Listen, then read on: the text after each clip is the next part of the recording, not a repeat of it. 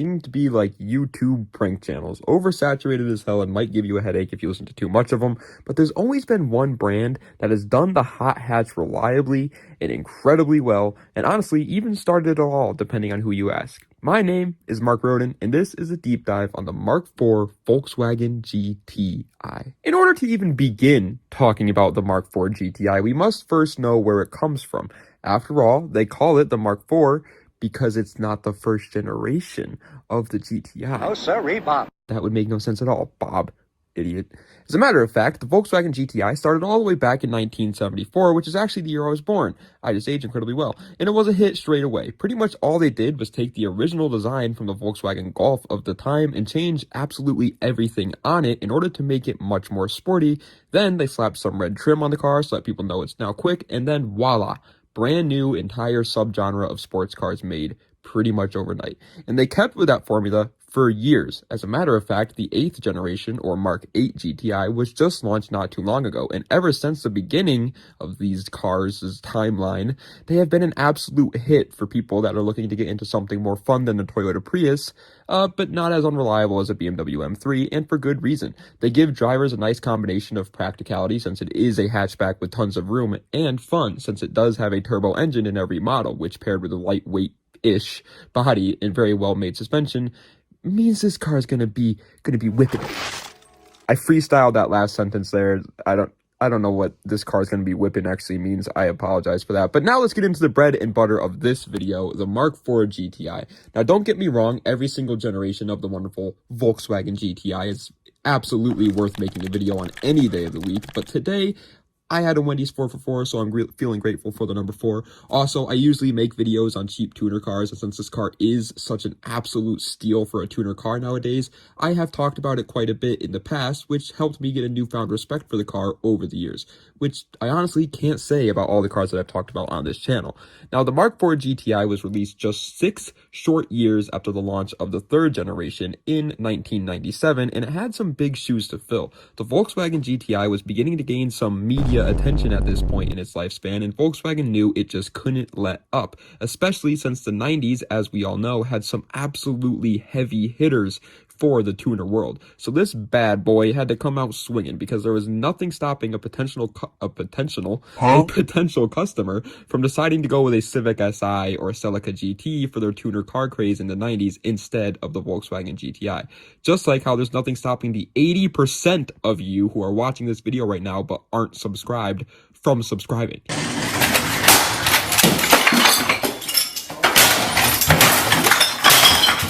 Click that little button, man. It goes a long way. Please help me out. Also, America was a vulnerable market as well, since the muscle cars were still recovering from the gas crisis, oil crisis, big booty Latinas crisis, and just about every other crisis known to man. So it really was a make or break moment when they released the Mark IV GTI on whether or not GTI would become a name to stay or just to be another forgotten about 90s tuner car. And well, since we're on to the 8th generation of the GTI and it's still a household name, I think it's safe to say they succeeded on their task. The Mark IV Golf, Tiger Woods drove one of these, was released, as always, as both the hatchback version and sedan version, which we know as the Volkswagen Jetta in the States, but Europe knows it as the Volkswagen Bora. Another incredible car that is literally the same thing as the Golf, just in sedan form, but this time, it was missing the cabriolet variant. Now, you can have your own opinion on whether or not the cabriolet being taken away was a good or bad thing, and I'm not going to add my personal bias into this video, but between you and me, I didn't like the cabriolet. The cabriolet was not something I was riding home with mom about anytime soon. It looked weird, and I feel like you're just asking to get your lunch money stolen if you drive it. But again, I'm not going to put my personal bias in here, you know, so just putting it out there. But anyway, now with that being said, they did also include a new wagon version of the Mark IV Golf, which was again given the name Jetta instead of Golf, which really makes no sense to me considering it's much closer to a hatchback than a sedan, but whatever. And even though it's most certainly the worst in terms of performance of the 3 body styles, hatchback, sedan, and wagon, something about whipping around in a 1.8T Jetta wagon really just gets my sphincter doing the Millie Rock.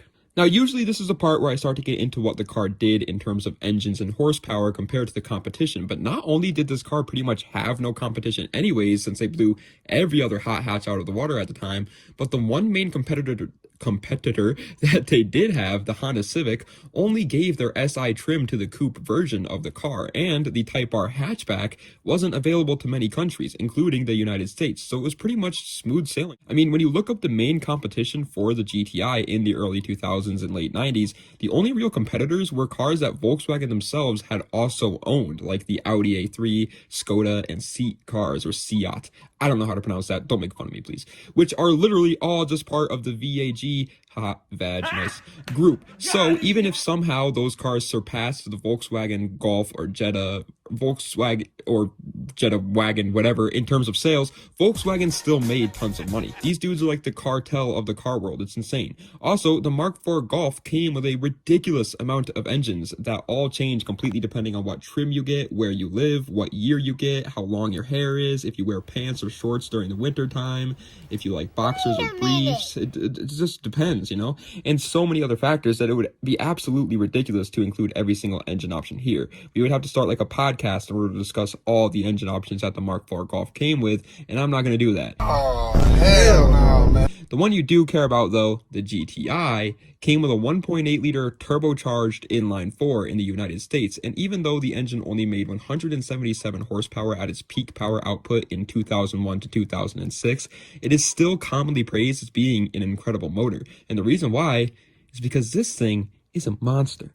That's right, baby. The Mark IV GTI with the 1.8T, T stands for turtle, is a car that is capable of shooting flames farther than a damn flamethrower. As a matter of fact, that scene in Saving Private Ryan where they light the bunker up and you see the flames come out of like literally every single crack and window, hopefully my editor will put a clip in now so you can see what I'm talking about. Are you sure about that? That scene was actually just done by a 16-year-old kid named Caleb in his 250,000-mile GTI, or so I've been told. I mean, don't quote me on that, but that's what I've been told. And you may be thinking to yourself, well, that's cool and all, but tons of cars can do that. The problem is that it's always expensive. It makes the car unreliable. Well, first of all, man, stop using that voice when speaking. You sound like a goofball. But second, you couldn't be more wrong. For a decent intercooler from ECS Tuning, you're looking at running up your bank account around $500, which sure isn't super cheap, but compared to something like an N54 BMW, which for a decent intercooler for that sits around $1,500, that's a pretty damn good deal. And the best part of all that is it does it reliably. The only thing you have to worry about when tuning the Mark IV GTI seems to be the stock turbos, which makes sense considering they're over 20 years old at this point. And if you decide to do full bolt-ons in a tune, then most people on the forums are saying the engine can handle around 350 to 400 horsepower before busting a rod, which is plenty for a car that probably costed you $5,000 to buy and weighs in at just under 3,000 pounds when it's completely stock. Of course, though, as we all know, them crazy boys over at Volkswagen also decided they wanted to go even further with the fourth generation, so they released to us the R32 Mark IV Golf, which is even more insane and even better at handling power since it was paired with Volkswagen's legendary VR6 engine and Audi's legendary Quattro all-wheel drive system. But this video is primarily about the GTI version of the Mark IV, since I believe most people watching this aren't going to be able to afford the R32, and it's just a bit out of our price range. I'm not saying it's not an absolutely incredible car. Obviously it is, but I just want to focus a little bit more on the GTI since it's something just about anybody can go out and afford no matter what your financial situation is. With that being said, if you're an older gentleman and wondering why I think you should buy a Mark IV GTI over something newer or a bit more expensive like a Mark VII GTI, I don't think that. Like I said in the beginning of the video, I do a lot of cheap car vids, and so over the years I started to learn that these young guys just want to have fun, but it's pretty tough to do that when you have a budget like most of them. If you have the money to afford a Mark VII GTI, or even better like a Mark VII Golf R, then I obviously believe you should go with that option. But to those of us who aren't, the Mark IV Golf GTI sits around $3K to $6K on Facebook Marketplace right now, and most of those already have some goodies on them too. Hell, you might even be able to find a full bolt-on and tuned Mark IV GTI on Marketplace already for like $5K if you're lucky. And at that price point and with that amount of fun you're going to have in a car like that, I think it should at least be considered if you're in high school or a college car guy on a budget. I mean, really think about how amazing this car is for the price it's at right now. It costs $5,000, I would say, on average. And with that, you get a reliable and practical hatchback with tons of space and a pretty decent interior. But then, on top of that, you get a 3,000-pound car that was built to go fast around corners, but with an engine that wants to go fast in a straight line as long as you put a little bit of money into it, and literally only like for $500 more, you have yourself a canyon carving machine that can smoke cocky rich old dudes in their Lambos and Ferraris in the mountains. And I don't know about you, but to me, that is what makes the Mark IV Volkswagen GTI so great. But ladies and gentlemen, that is the end of today's video on what makes the Hyundai Genesis poop so great. I hope you guys enjoyed. If you did, please be sure to like, comment, and subscribe to the channel for more content just like this. Let me know what other videos you'd like to see in the comment section down below. Check the links in the description for any of my social medias or any of my other YouTube channels or any of that great Momo Jumbo.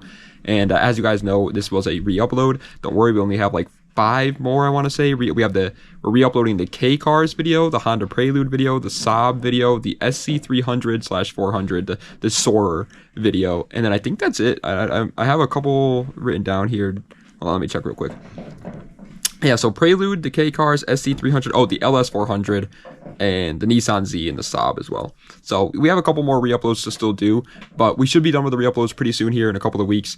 And then on Mondays, we'll be taking up with either vlogs or how to build the perfect blank videos. So as you guys know, let me know what you guys would like to see for that. As for the new car this week, the new deep dive, the new what makes it great this week on Friday, it's going to be the Ferrari F40. We're going to be going over what makes the Ferrari F40 so great. But yeah, so far, man, I've been in love with this new schedule. It's a lot more fun for me, and the views aren't like great or anything like that, but I'm just so much more proud of the videos that I actually put out. They do take more time, but I'm actually happy to make them again. I don't feel burnt out anymore, and so I'm gonna keep doing it. And yeah, I hope you guys are okay with that. But either way, thank you guys so much for watching today's video on what makes a Hyundai Genesis Coupe so great. I still want one of these so bad, as you guys know. I really wish they had better motors. I really do, but they're such cool cars. And thank you guys so much for watching. Das Vidania, and have a nice night.